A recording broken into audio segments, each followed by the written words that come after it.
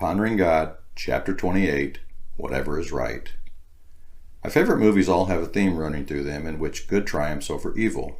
This theme is often portrayed via the hero of the story.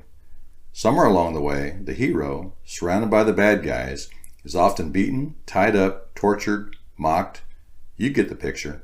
Somehow, the good guy miraculously escapes from his dire circumstances, and in short order, destroys all the bad guys, and usually heads off into the sunset, the heroine on his arm.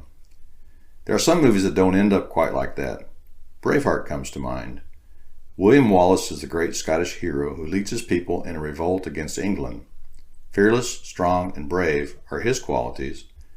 As the movie commences, things are going great for our hero, until the British capture Wallace, and from there it all goes downhill. Having read the biography, I know what they did to him in graphic detail. I hate injustice. I've watched the movie one time and can't bring myself to watch it again. Unlike the other movies, in this one the good guy doesn't escape and destroy all the bad guys. Instead, an injustice is done. There's another story of an injustice, the greatest injustice, which was also made into a movie. Many movies, in fact, with one being The Passion. In this story, the hero is a man who epitomizes goodness. He represents whatever is true, whatever is honorable, whatever is right, whatever is pure, whatever is lovely, whatever is of good repute, if there is any excellence, and if anything worthy of praise.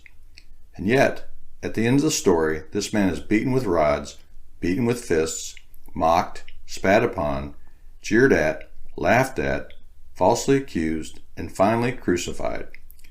He didn't deserve any of that. I sometimes imagine interjecting myself into the story, and like Peter, drawing my sword and saving Jesus. What a dork, me saving Jesus. As I said, I hate injustice. I can't stand seeing the hero being helpless and mistreated. He didn't deserve what he got. What then did he deserve?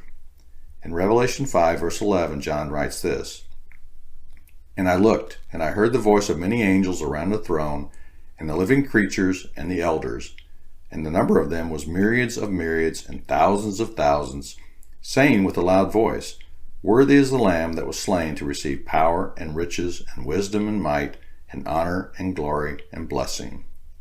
That is what Jesus deserves, not because of what he did for me and you, but because of who he is, the Alpha and Omega, the beginning and the end, the King of kings and Lord of lords, the bright morning star.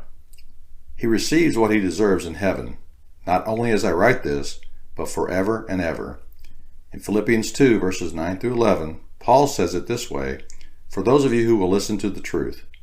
Therefore also God highly exalted him, and bestowed on him the name which is above every name, that the name of Jesus every knee should bow, of those who are in heaven, and on earth, and under the earth, and that every tongue should confess that Jesus Christ is Lord, to the glory of God the Father. Then will justice triumph over injustice."